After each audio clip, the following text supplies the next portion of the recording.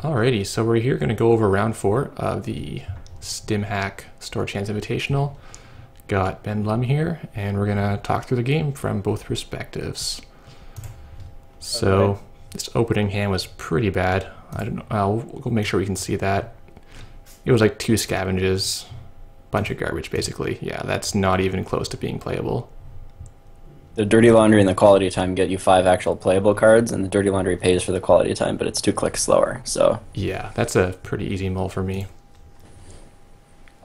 Well, you really want something to deal with like the curtain wall on turn 1, ideally, but we didn't get that here either. But this is still... Yeah, it's really hard to do that, but like, a Diesel is fantastic, because that might be able to deal with a curtain wall. Right. Even if you can't deal with it, like, dealing with the next one is often fine. Right, So I like you're to see Stimhack too early. Yeah, Stimhack. My hand is actually hilarious here. It's Hedge Fund, Boot Camp, and Triple Curtain Wall. Yeah, that's disgusting.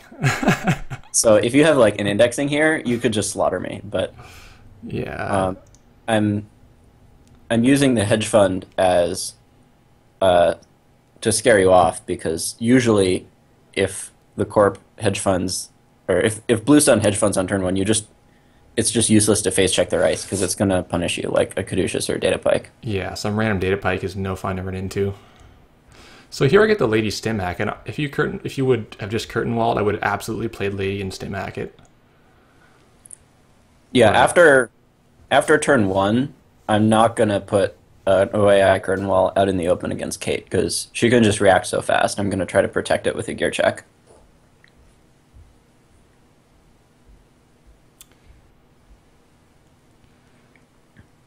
And there it goes with the gear check in front. So yeah, denying me the chance to Lady Stimhack, which I exactly have here, but it's no good. So I'm not going to run into Data Pike or some random small ice, or even a random big ice. You have 14 credits now, so I think it's a toll booth. right. So I just gave up on that, which puts you pretty far ahead. But it could be like a Lotus Field.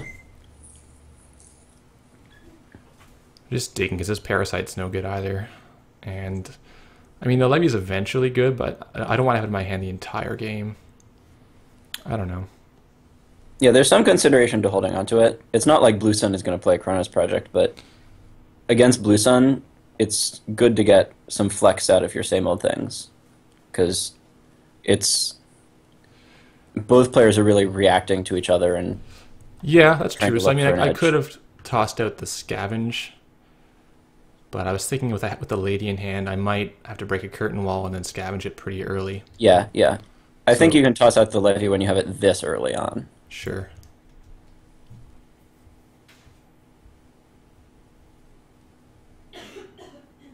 So you're now on 28 credits. That's about only Blue Sun can do that, which is pretty ridiculous. It's a pretty dream start. You'll note I drew into, like, after my starting hand, which was a little bit dangerous, I drew Restructure, Toll Booth, and then OAI. So, like, Yeah, it was a god hand for you for sure. yeah.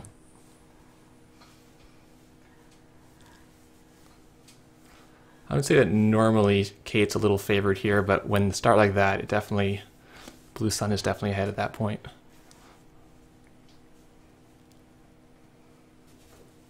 So I'm not running again. I think there's just no point running as Kate until you have to. Yeah. Especially looking at my credit pool, I'm going to be able to start making some really aggressive remote plays, Right. and you're going to need to be able to respond to them. Like if you had less money, I could maybe run R&D and you wouldn't res because you wanted to res your remote, but here you can have the money to res both. Right. You're still in that position where the ice on my centrals could be small but punish you anyway, and you want to keep your credit total up so that if I try to make a play for Pyrrhec, I'm going to potentially need to trace you for a very high amount. Right. Stopping on the remote's my main priority here. Like ideally the stim hack would get me past an Ash Trace that you might have thought was safe, but I don't know. I pretty much just have to draw until something good happens.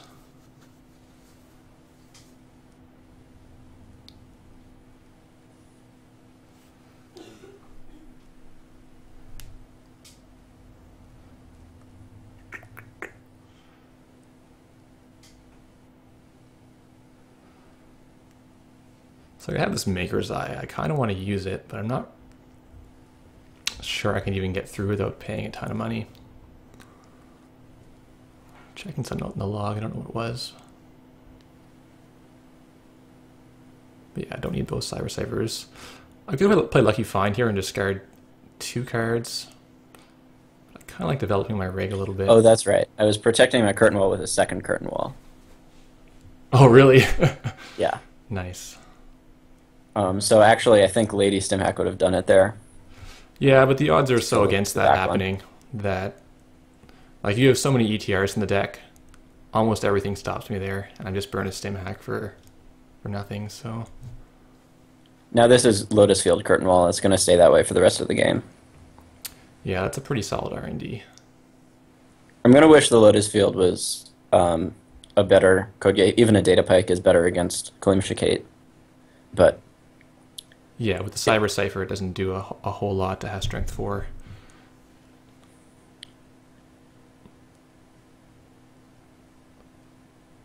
But it looks stronger too, and that's important, because if it had been like One Ice, I might have just played Maker's Eye on it.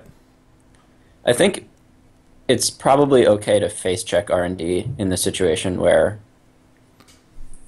well, to like install Lady, face check R&D in that situation.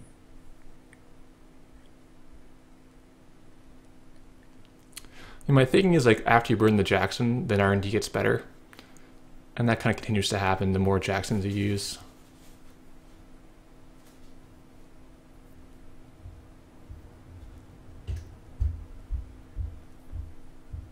I don't remember whether I was flooded here or whether I already had the Adonis in my hand. I think it was because I was flooded. Oh, okay. Yeah, I assumed you already had Adonis when you didn't search for Adonis. So HQ is another curtain wall right now, is that what it is?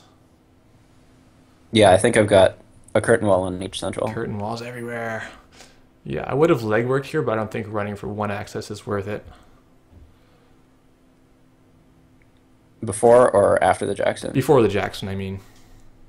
It's good to legwork after in this situation too, because I'm probably going to hold on to a Project Atlas.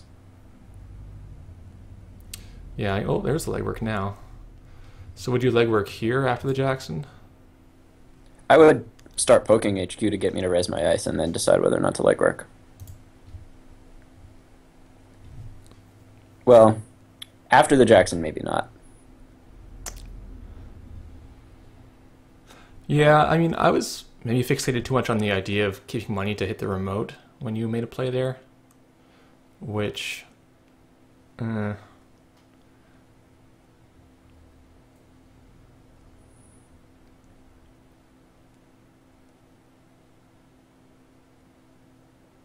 So I think that Archives is a code gate, but I don't want to play a Cyber Cipher onto Archives. But I think it's actually the third curtain wall, isn't it? Yeah, it's the third curtain wall. Yeah. I think you should probably face check Archives first here, because you don't want me to be able to move my remote around. And if it's not a code gate on Archives, then you can get in and get you to use the Jackson. Yeah. I probably am not going to res my Archives curtain wall if you just run. I'll probably just pop the Jackson. You're going to pop the Jackson if I bounce off of it? Like, I don't want to pay 7 and 2 Lady Counters to see Archives right now, do I? Yeah, but if you run Archives click 1, then it's putting pressure on my own credit pool to actually res the curtain wall. I mean, you have 28 credits, so you can still res the other curtain wall. I figured you would res the Archives curtain wall just because why the hell not? You have so many credits. Yeah, but it's such a marginal benefit to res the curtain wall, whereas the real reason that I put it there is to try to foil your dirty laundries. Right. So I'm going to leave all my curtains face down until you try to dirty laundry something. Yeah, that's true. So, yeah, I think that would have been better because letting you move the Lotus Field around ended up being annoying for me.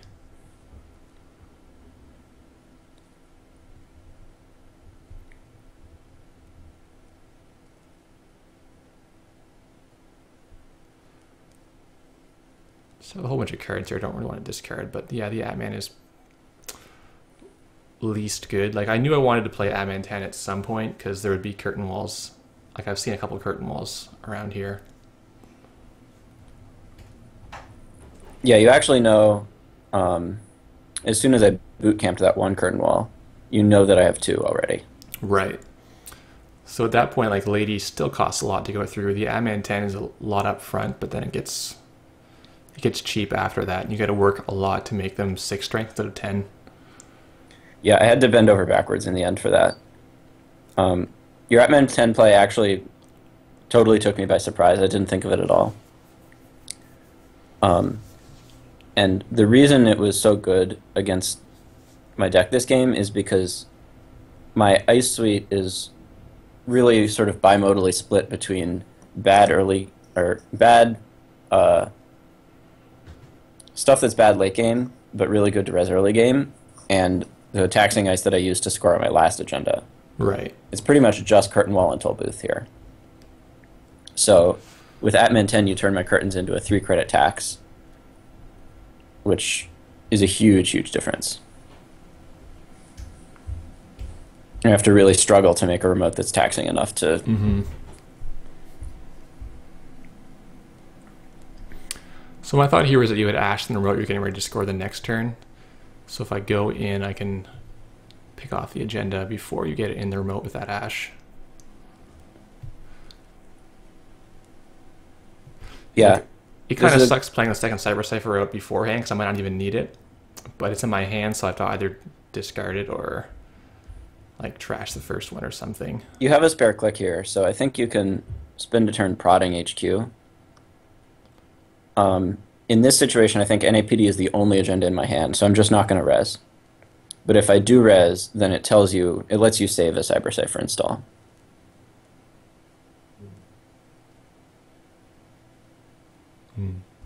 There's the Adonis.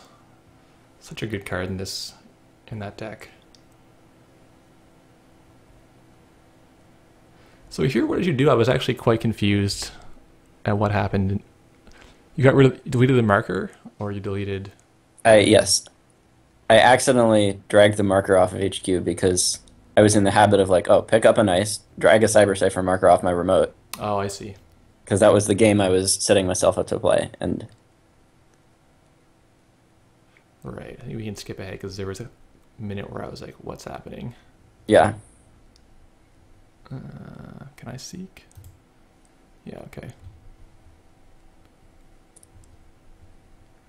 And I was like, does he not know the ruling? He must know the ruling. And then that actually delayed us quite a bit. I thought it was more obvious that I was joking around than it actually was. I mean, if it had been a voice thing, it would have been clear. But when it's Yeah. just typing, sometimes you're just like, what?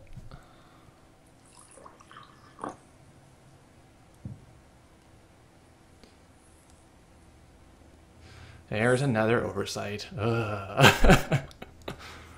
I don't really remember my thought process when I decided to oversight this here, because you can clearly just, like, same old thing, lucky find, and then run to kill it, if you want. And I don't know why you declined to kill it. Yeah, it's probably good to kill it here.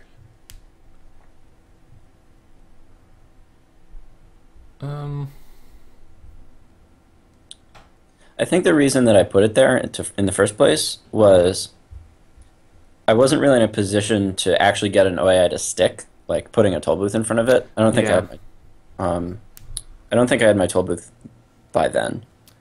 And I had plenty of curtain walls left in reserve.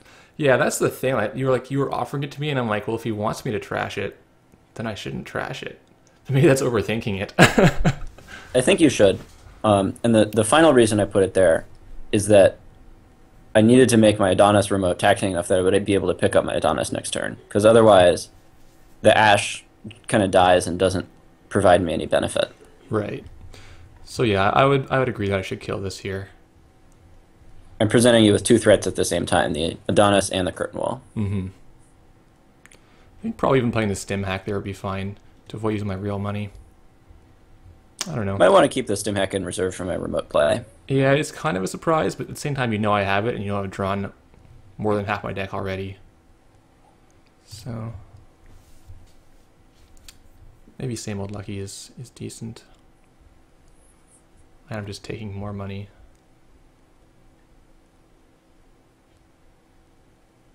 Oh, I saved lucky fine for next turn so I can get $2 more out of it. Yeah, that matters a lot. Yeah, for sure.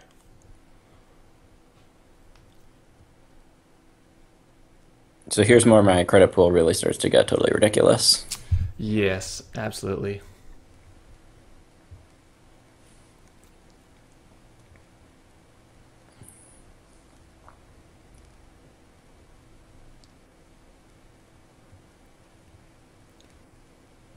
Just need like 3 account siphons to even up the credit total, right?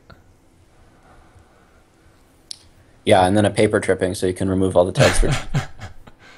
Oh, I can just keep tags. You're not going to kill me anyway. You're That's true. Too nice for that. This is actually a game where if I did have the Scorch package in my deck, it would have made for a much easier game. Yeah, if you'd been able to draw it for sure. You didn't have any Atlas tokens or anything, but yeah, it took forever to find Atlas. But, I mean, if you knew that I was playing the Scorch package in the deck, you would have had to play a lot differently to respect it. Mm-hmm.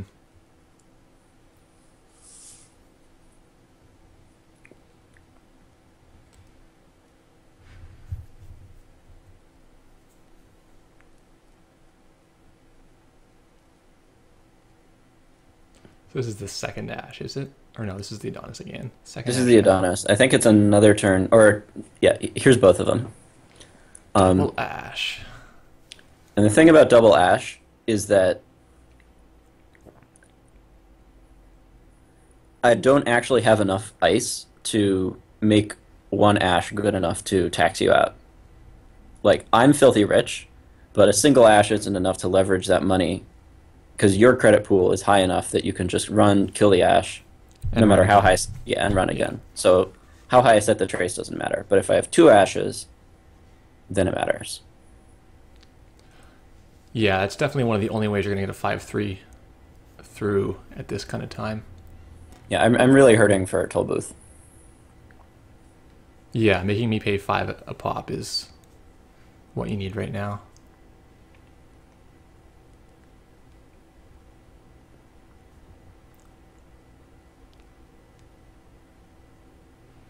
And I wasn't actually that confident it was a second Ash. I thought you might be like bluffing a Crisium Grid in there just to pretend it's double Ash, or that you put some, even you put some other card in that I didn't know about.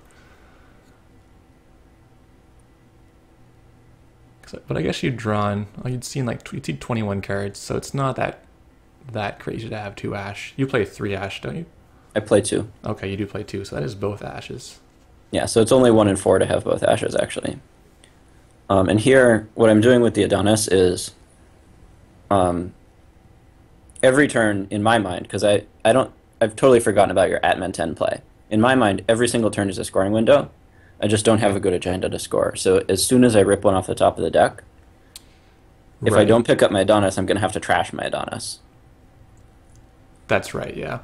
And I'm thinking that because you're doing this, you definitely don't have anything in hand. I should not same old legwork. Like, that's available, but it seems like it's going to whiff. So I'm just planning my Atman 10 and making money. Yeah, you have the read on HQ here for sure.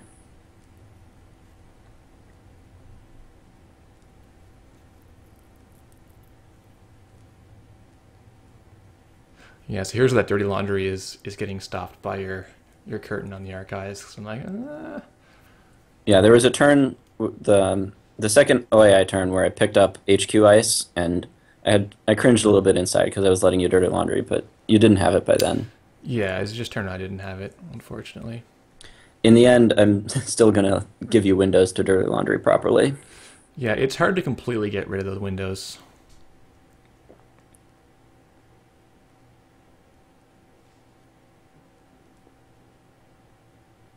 Yeah, I called the caduceus here. I'm like, that smells like a caduceus.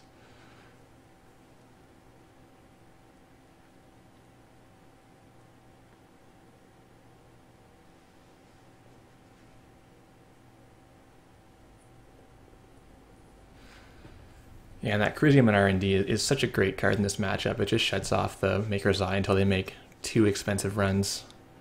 And Yeah, even it then, like, really holds your attention away from R&D because it takes yeah, like 20 credits to come and kill that thing and then make another run. yeah, So once you do that, then I have a scoring window of my own. right. The profit's just not there, and I'm still thinking I can maybe stuff your remote play here. I'm starting to think that a mix of Maker's Eyes and R&D interfaces is right, especially if you're playing a clot. Yeah, I do like the way that the RDI stacks with the Maker's Eye in the Glacier matchup. Not They to got mention it's a lot harder for my deck to tech against both at the same time. Like, if I play one Chrysium and one Taurus to try to blow up RDIs with the Taurus and hmm stop Maker's Eyes and Siphons and Eaters with the other, it's just a lot more inconsistent. All of the losses that I took on the day were against R&D interface decks. So I have this shard out now, and I'm really uncertain I use it at the right time. I think there probably was a better time to trigger it than when I end up doing it, so we'll keep an eye on that. Right now is probably a decent time. In case you top deck an agenda, or just And also you can hit the Adonis. yeah, hitting the Adonis is good. I mean, I'm only 1 in 7 to hit your, 2 in 7 to hit your top deck. And there it goes. Looking at my credit pool, looking at your credit pool, and I'm like, ah, this doesn't feel good. You managed to make short work of my credit pool, though. Yeah, that's true. It ended up being closer than I thought it would. Like, I thought I was in quite a deep hole here.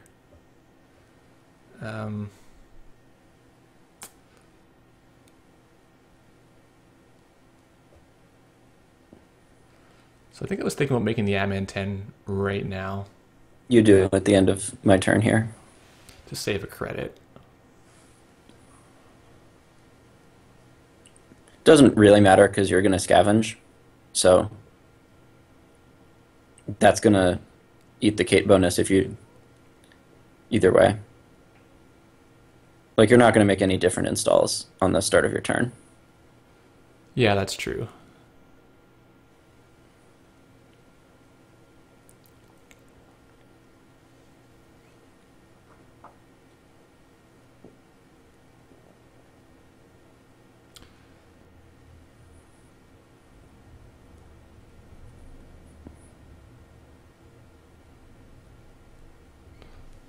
I was really quite taken by surprise with your Admin 10 because what I thought it was a lot safer than I was. Because I thought you would need a scavenge for your Cyber Cipher and a scavenge for your Lady because you would need 6 Lady counters to get in 3 times. Right.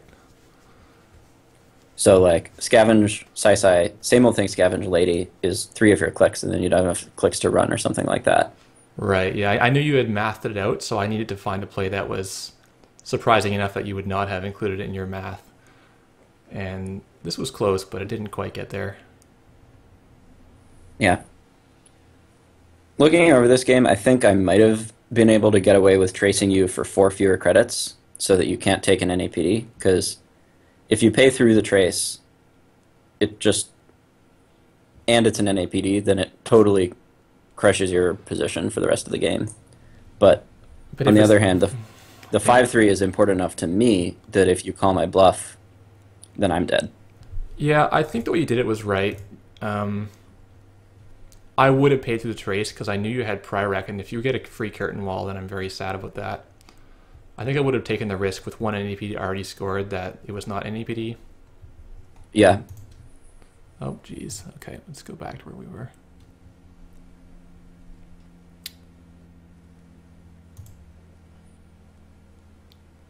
Here you're running again. Yeah, okay. So yeah, just trash the ash. Got my stim hack down. Did not kill myself. I did that once with the stim hack killing myself. And after that, I always check and double check that I have a card in my hand. I'm not sure if I realized during my turn that if you same old thing stim hacked, you actually wouldn't have enough cards to not die.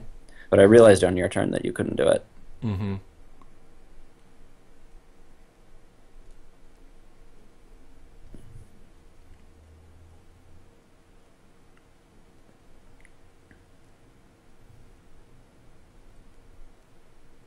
I think the laundry is fine.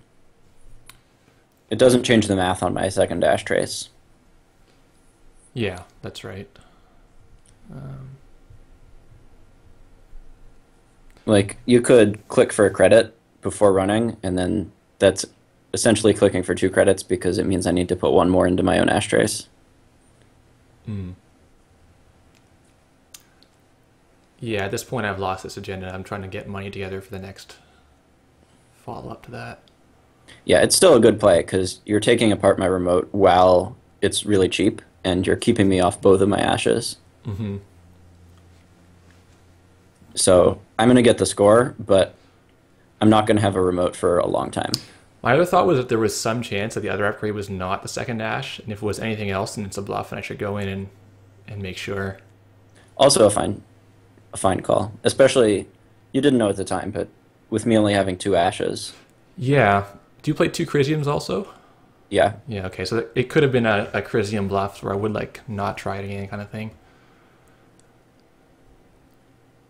But yeah, I thought you were in 3 ashes somehow, but I don't know. I wasn't like looking at your deck list during the game or anything.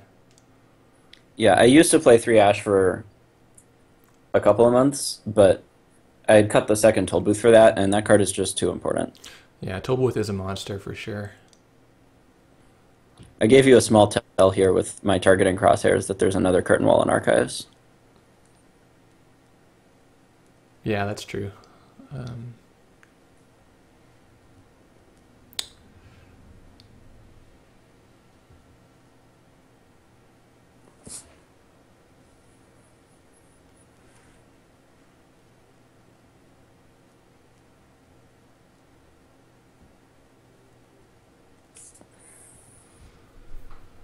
Oh, at this point I have no cards in my hand. I'm like...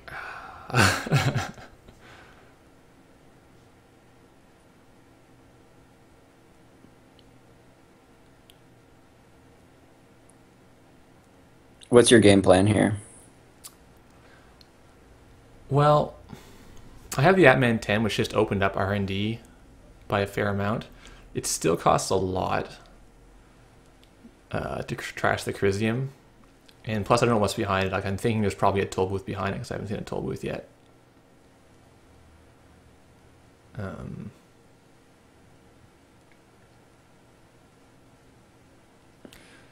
Yeah, so here I played the Shard, and I think the reasoning was if you had drawn an agenda while you were scoring the prior rec, I'd have a decent shot to hit it.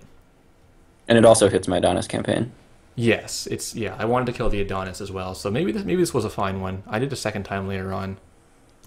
Yeah, you don't really have a better time to fire it off. Like, yeah, your credit pool won't be any lower this turn than it will be later on because right now all your ice is rezzed. But it was just whiffs. I think I hit Snatch and Grab or something.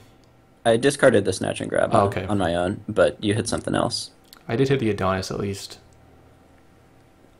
This quality time is exactly what you want to see. It is, yeah. The Clots is not. I mean, you're going to see the Clot at some point during the game. Yeah.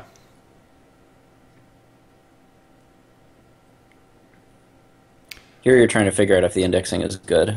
Yeah. And it depends what's behind the curtain wall. Like if it's toll booth, then the indexing is definitely not good because I'm not paying 5 each time.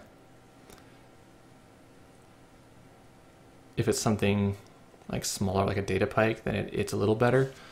It's a tough discard to make there because I think it's between the indexing and the lady. Yeah, for sure. With the lady, I have the option to maybe at some point just overload your, like make you think I can't get through and then drop another lady and go through. Especially if I play the second scavenge, then I'm out of scavengers and you know that too. Well, I don't know.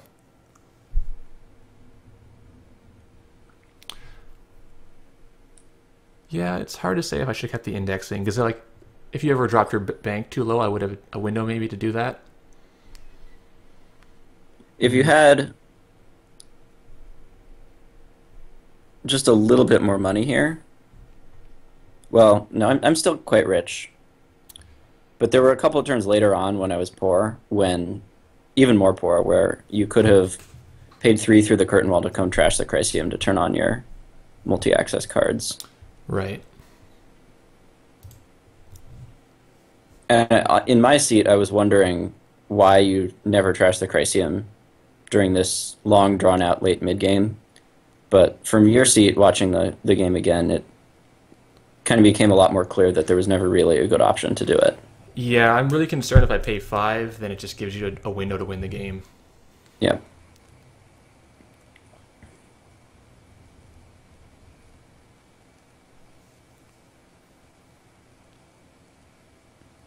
So yeah, just for economy, I don't think you have anything here. I just figure while the server's open, I should get in there, Yep. play these laundries. It also at least lets you know what kind of ice I have to make remote plays with. Right.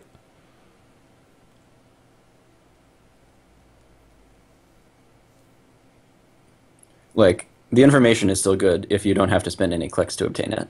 Yep.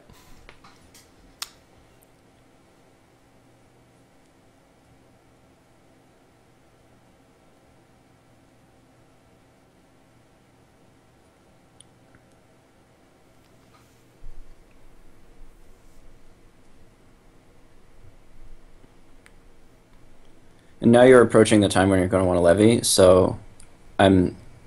This is sort of when it's most key for me to pressure your cyber cipher recursion. Yeah, definitely. So I'm trying to disassemble my remote. And I think I managed to use my bounce ability every single turn for the next like 5 turns. Yeah, it's pretty good.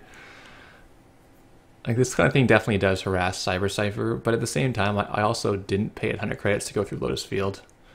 So overall, I do like the Cyber Cipher. Dan and I were discussing earlier, comparing the Kalimsha build to the World Champs, or to the Invitational Champs build, where he was playing a Gordian Blade and no Cyber Cipher. What do you think of the idea of playing a Gordian and a single Cyber Cipher?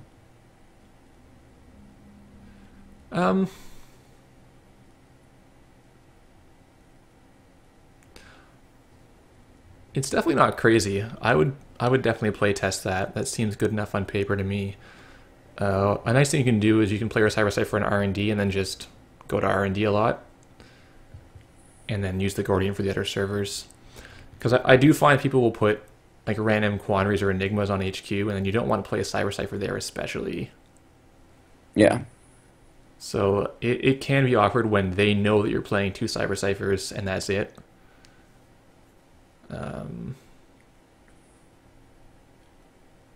I think Blue Sun and HB are the only decks where you really need to worry about that.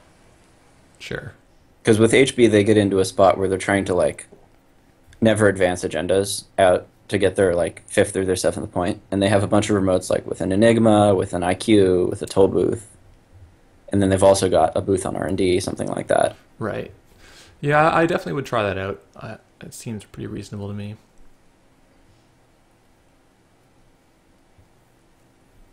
I definitely want one Cyber Cipher just because it's so cheap to install. Like you go into a remote and you need to get in, so Yeah. you just play Cyber Cipher and then it's at 4 power and you just break the ice. And Yeah, it definitely allows you to be as reactive as this deck needs to be.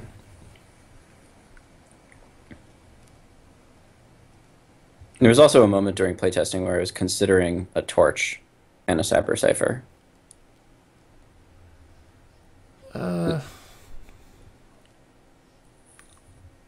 I mean, Torch kind of puts you toward like a test run scavenge concept, which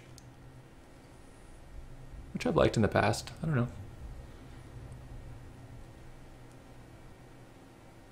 Sam Kalimsha and I almost played a test run going into this tournament because I was playing a Fem in my deck and instead of a Clot. Yep. I Yeah, I was saw playing that. the second Stimhack. I decided against the test run, but if you have 2 Stimhacks, a torch could be okay. Yeah, I like the second Stim hack. I think that's like Stim hack is just pure money in a Glacier matchup. And there's relatively few people trying to kill you these days.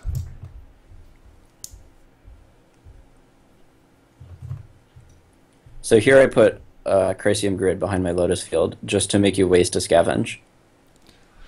Yeah, And the reason this works is that since I have 3 points on the board, you're afraid of me never advancing atlases. yeah, that was exactly it. Um, Still, like, I don't know, maybe I could have leaned more on knowing as a player that you would not play as risky. So, so I'll use scavenge to get over there. Did you think I had the scavenge for sure? Like, were you checking my remaining stack? Yeah, Okay. yeah, I knew you only had one left in the, or one in the discard, and you'd drawn most of your deck, so. Yeah. I could maybe have assumed that you knew I had it and just not gone for that one. But I think my reasoning was I'm going to levy soon anyway, so I can spend the scavenge, levy, and then I'll get it again. Yeah, if you've got it in your hand, then it's going to go away when you levy. Mm-hmm. But at the same time, it's a scavenge that you're not using for refilling your lady. Which, in this matchup, or in this game, rather, it turns out not to matter because Curtain Wall is the only barrier I ever res. Yeah, and your hives are already down to 2 subs, so it's... I wasn't Well, planning to use it ladies does matter too a little much. bit. Yeah, Yeah, I'm not going to bother to res hives here at this point in the game. Right.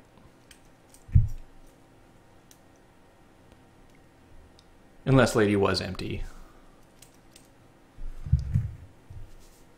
Yeah, it's just, it passes for a single token. That's so bad. That's why I've got 2 ice walls in the deck. Mm-hmm. Yeah, the ice walls are good for lady tokens.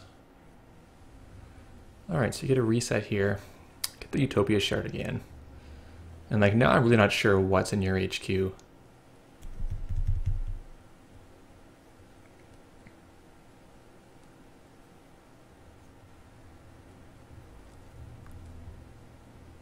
I think it's by this point in the game that I'm swimming in code gates. I've got like a Lotus on R&D already, the Lotus on the remote, and I think it's a data pike on the remote. So I don't need to pick up the Lotus this turn because I'm going to make a Never Advance Atlas play.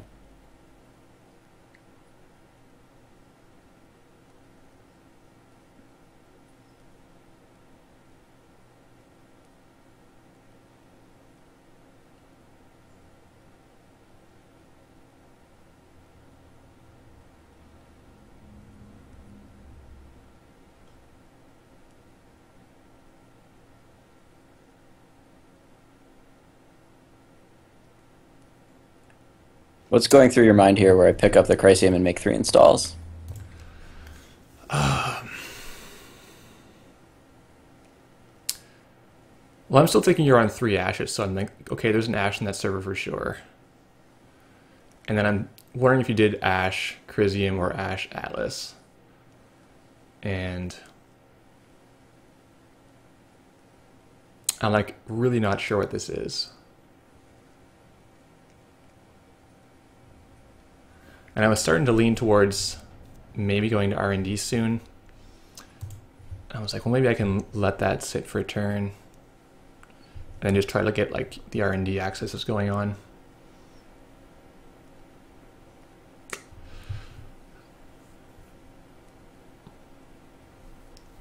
You're rich enough that it's time to start killing the Chrysium grid. Yeah, exactly. And that, at which point I won't be rich anymore. After doing like a full, like an 8 credits minimum to trash it. And then I have to go again.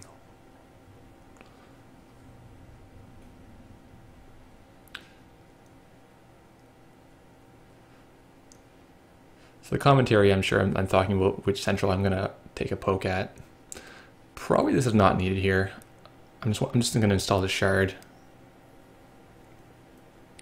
But I don't know if that's the important thing to be doing right now. I don't think it is. I'm kind of playing off the top of R&D here. Yeah, so whatever you draw kind of goes in the remote. So, yeah, I think probably attacking the remote is smarter here. If only to kill off the ash again. Which actually turns out to be a Chrysium grid. Mm-hmm. But I just wanted to make it so that you would think you needed both an econ card and a scavenge Right. to get in.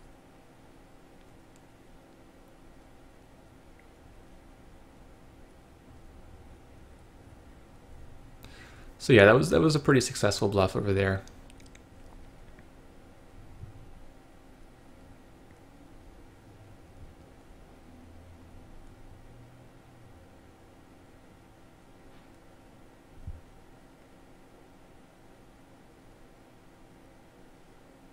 You drew by mistake on your fourth click, I think, this turn. Yeah. Yes, I did. Yeah, I forgot about the brain damage. So this discard really hurts you. Yeah, it definitely does. Yeah, that was a misplay for sure. I think the clone chip is the right discard because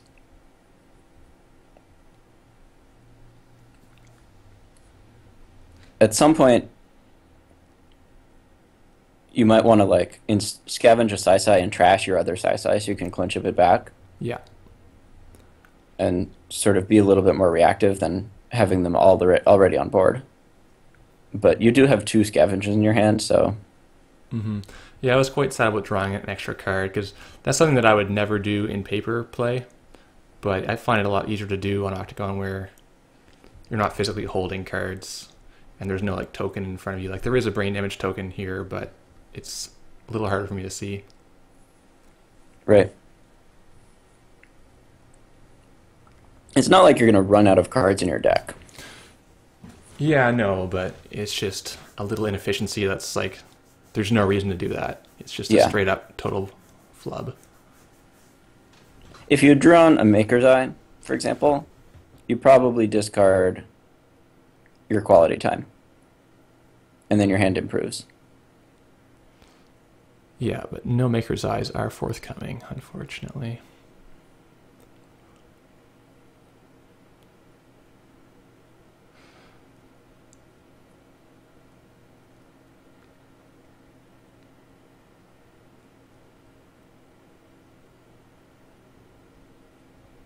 I don't know if I should do this here. I should probably just wait to get prepaid money. But I have Lucky Find as well. You're going to have to discard your Dirty Laundry if you don't use it. Yeah, that's true. You probably want to keep Lucky, Scav, quality time here. Yeah, the SMC is no good, and neither the Parasite. I mean, the SMC is good for overwriting things, but I gotta overwrite 2 things, and it's kind of awkward.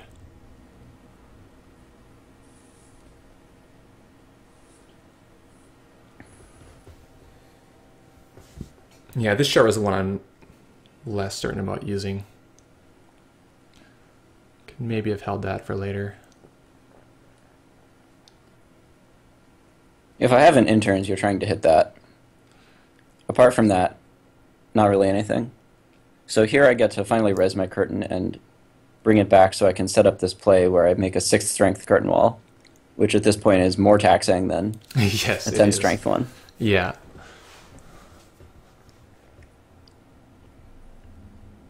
And I also have no qualms about picking it up because I've seen you use 2 Dirty Laundries, so I can stop playing to foil that now. Sure.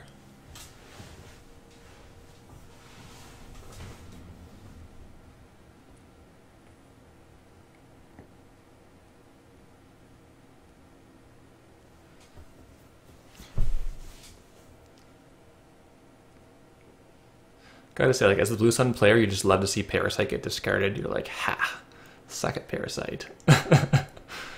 Yeah, I still never really get tired of that. Although, playing against Ahmed's version, where he put a single data sucker, you can get some more game against Blue Sun. Yeah. Like, in a case where they have sort of a weak opening, and they're really leaning hard on their hives, if you can kill a hive, that's huge. Oh, for sure, yeah. If you can get the sucker tokens, then you have the MU to play Parasite as well. It's pretty good. So there's the interns for Ash. Oh, should have brought Archives Interface, I guess. Get rid of that Ash. Yeah, get rid of both of them. Secret Here at this tech. point, I think you can be fairly sure that it's Chrysium Grid is the other card. Yeah, I mean, that Crimson Grid is somewhere. I didn't see it in the archives when I did my shard. So it makes sense.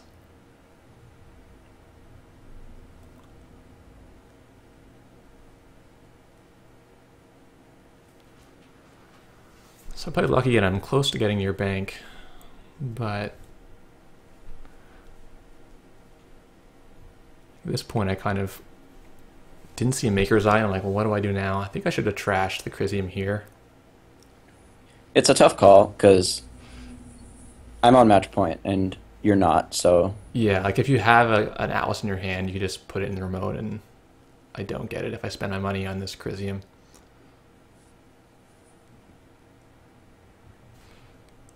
in the end it turns out that the ice on my remote is not enough so that you can afford to kill the Chrysium and still get into the remote, trash Ash, and get in again.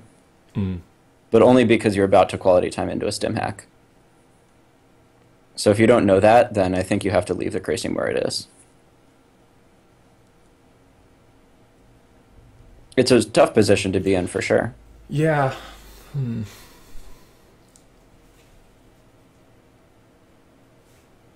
Because you're going to need to do this to win, but at the same time, anytime you do this is going to give me a scoring window. Yeah, the timing is pretty critical. I'm trying to figure out why you're not raising this ice. I'm like, is it a hive that's no good anymore? Is it Lotus Field? Is it Toll Booth? But you would have res Toll Booth, so at this point it's not. If it's a hive, I'm going to res it because I've got a curtain wall in the middle of my remote. And I want to drain your lady. Oh, So but I think the you hive can- is empty now. Oh, the hive is, yeah, the hive is empty. That's true. Okay.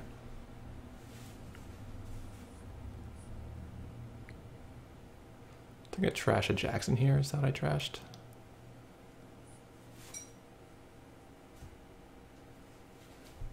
Yeah, my Octagon doesn't have the prompts where the pop-ups come up. I gotta fix that somehow. I think maybe we'll get it working.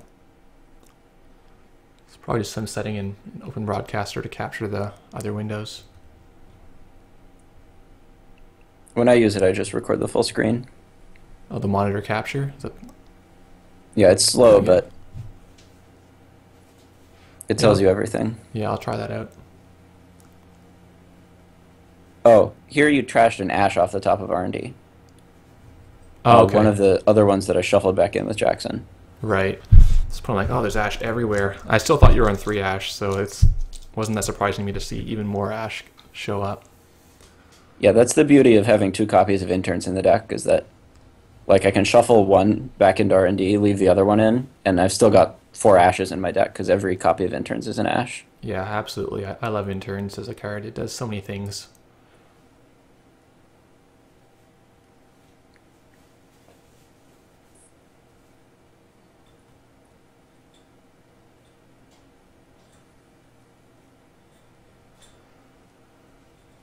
There goes the 4th ice.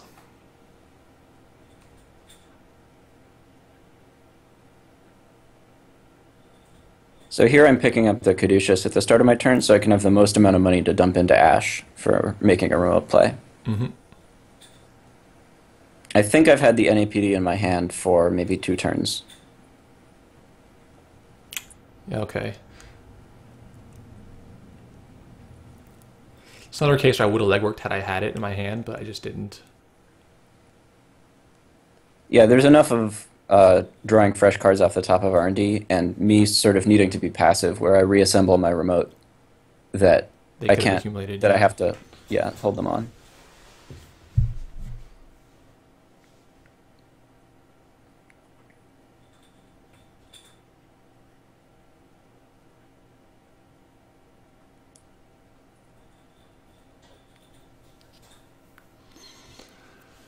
So at this point, I basically need to go in there to not lose. And I also need to draw a Stimhack.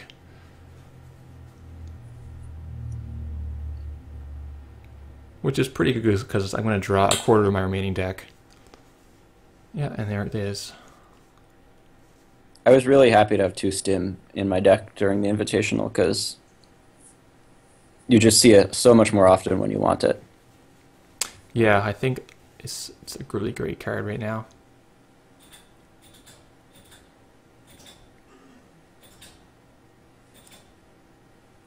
So here what I'm thinking about is, do I res the curtain wall in the middle alone, which empties your lady. And then if I do that, can I dump all the rest of my money into Ash so that you can't actually get back in again? But then I see that you just have an SMC in your discard, so Right. you can make your lady again easily. I think you should skip forward by like a full minute here. Yeah, we'll skip the thinking time. In the end, I decide that you're going to get this one, and the correct play is just to res all my ice to bleed me out, yeah. Yeah, exactly.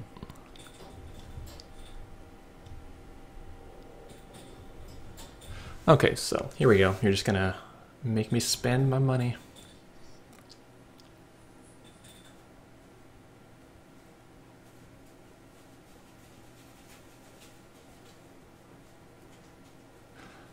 I'm never sure if people are going to activate Toll Booth themselves or if I just drag the money off myself. So I'll let the corp do it, because otherwise it can happen twice, and then it's just a fuss to sort it out. Yeah, it's one of those octagon etiquette things where different people have different practices. With Stimhack, the corp should always hit the toll booth. But as runner, I mean, I think of toll booth as it's a 5 credit tax, so I'm going to minus 5 credit off my own total. And here's one of my favorite plays of the game. I know you're not coming in again this turn, so I dump all of my money in the ashtrays. Yes, this is beautiful. This is vamping yourself for profit, and it's such a good play. Yeah, my thought process is I'm not actually going to need to leverage my money against the runners again to win the game. I'm just going to need to wait for a scoring window in terms of your recursion and your credit total. Because this is pretty much going to blow your bank to pay through the trace, kill the ash, and take the NAPD. Yeah, it's a lot of money. And basically delays my R&D pressure by a lot. But I have no choice. It's a completely forced move on my part. Yeah. You have to pay through this trace here. And I can just pick up the data pike, and that's enough that's all the money I'm going to need to score the last agenda. Exactly. But draining you out, it turns out, is actually going to make all the difference.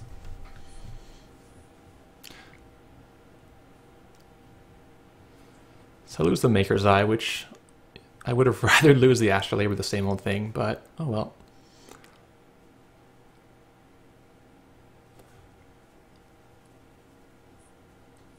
It's better than losing your Lucky Find. Yeah, Lucky Find was the card I really did not want to lose, because that's... It's a lot more awkward to same old thing at Lucky Find than to same old thing at Maker's Eye. Right.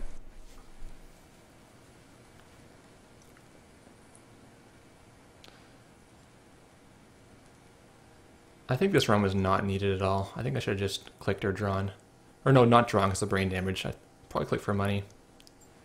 I mean, you discard your Astrolabe. Yeah, either way. But I don't think running there, I don't think there's much chance that you have a second agenda. With the number of cards you'd drawn, it would have been quite unlikely.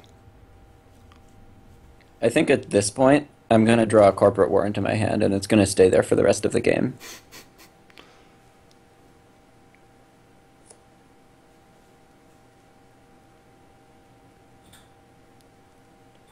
It might actually be 2 turns from now, because I think if I draw it this turn, I'm going to shove it in the remote, yeah. Yeah. But in any case, I'm going to need credits in my credit pool in order to like play hedge funds or something like that, so...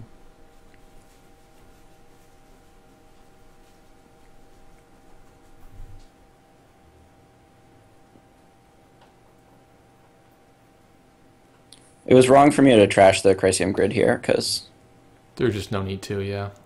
If you come into R&D and kill the other one, then I can pick up the one in the remote and move it. Sure.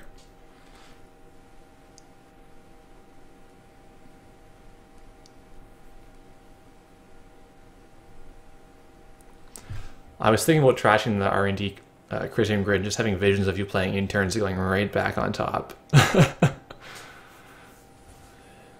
Interns is super good. Yeah, you pretty much have to trash it and make a run in the same turn. Right.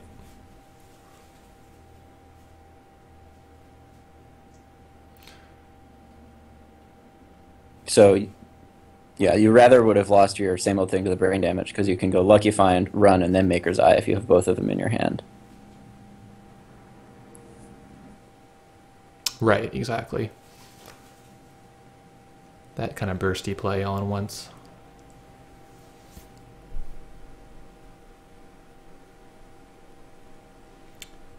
Yeah, Maker's Eye here would be pretty good. It keeps you off agendas for 3 turns. But now I'm 1 click short to really to run afterwards.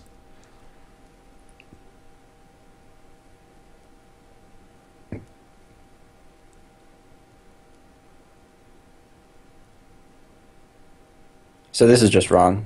Yeah, I don't know what I'm thinking here. That's quite silly.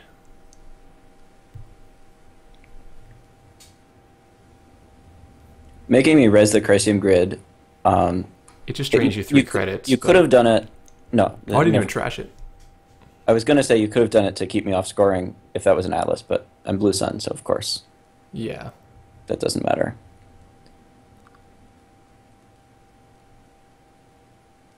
Yeah, you didn't even trash it here, which, when it's rezzed, is the best possible time to trash it, because... Yeah, I don't know why I didn't trash that. I think I was thinking I would make you res it and then trash it, and then that didn't happen at all.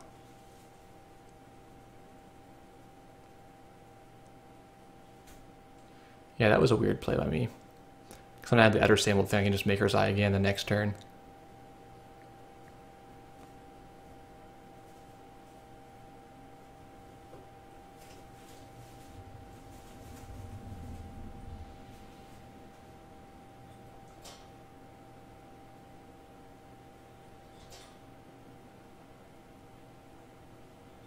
This is going to let me basically click for 3 credits by picking up the Chrysium and putting it back down, because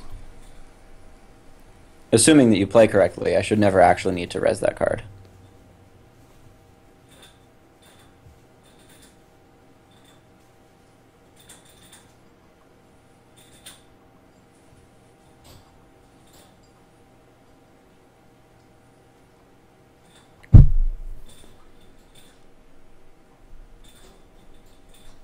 I definitely have the Corporate War in my hand at this point.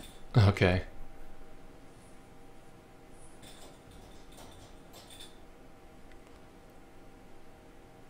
Yeah, but I have the 2 clone chips, so I can still get in to the remote if you were to install it. Yeah, you have to keep your credit pool high, though.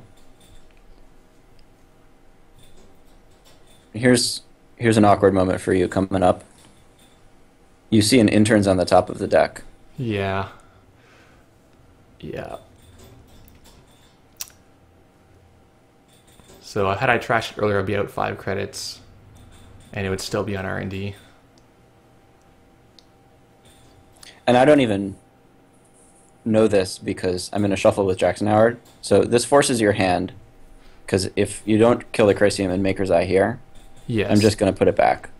So... yeah, I know there's Jackson in the remote, so if I get the shuffle, then at least Interns goes away, I get fresh cards. As it turns out, I'm on 2 credits. And that's not enough credits. That's not the number you want when you're running on R&D. And it turns out that all of the previous credit totals in the game all came together to put you just barely too poor to score the NAPD that was on top here. Yep. So that's the game. Yeah, in fact, had I not done that weird Maker's Eye play, I would have had 2 credits from that. Yep. So that was it. Or if I'd made, like, 1 less run here, that was $1. Little stuff definitely adds up in the end.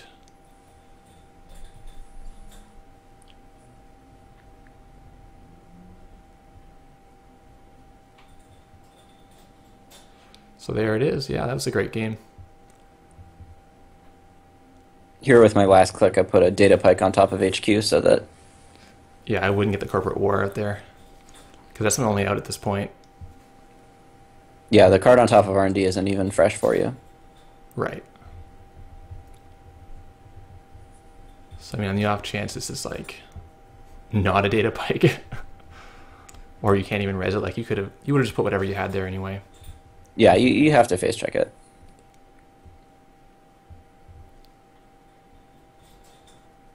Another thing that this game demonstrates is the importance of the 5-3 in this deck, because we both end up having 3 agenda scores, but Right. the 5-3 score is just so important because it also made it harder for you to find the last one left in the deck.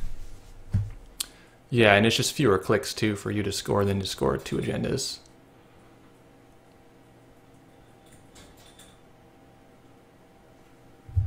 Cool. So that was that. Any thoughts after seeing it from my side? Was it a lot different than what you pictured me thinking, or was it kind of about what you thought was happening? I didn't really fully appreciate how awkward it was for you to think about when to trash the Chrysium grid on R&D. Because from my perspective, I actually just didn't have the appropriate agendas in my hand to make scoring windows. So at any moment, you could have come in, trashed the Chrysium, and started mounting an attack with your multi-access. But the perception that I was about to have a scoring window was just so strong because I had the 5-3 on the board to begin with. Mm-hmm. If I don't have the 5-3 on the board, then that threat is much less powerful. Yeah, for sure. Like very early on, I wanted to go in there, and then I kept getting delayed by having to attack the remote, having to go here and there. I ended up getting pushed kind of far in the future, which in a way can be okay because the longer you wait, the better R&D gets usually. But yeah, definitely a couple little misplays. In this game, there. not really. Well, it depends on my sequence of draws. Anytime I have 2 agendas, I'm never going to want to throw them back because one of them is going to go into the remote, and if you take it, then the other one's going to get scored. Right, yeah, exactly. You're giving one away to get the second one Right. scored. So getting that 5-3 scored puts me in a board position where I can use my Jacksons to shuffle back non-agendas every single time. Yes, that's right. And get your Ash recursion going on, which is pretty huge. Cool. Well, thanks for talking through it. Anything else you want to say before we close off? Well, that's pretty much all I've got.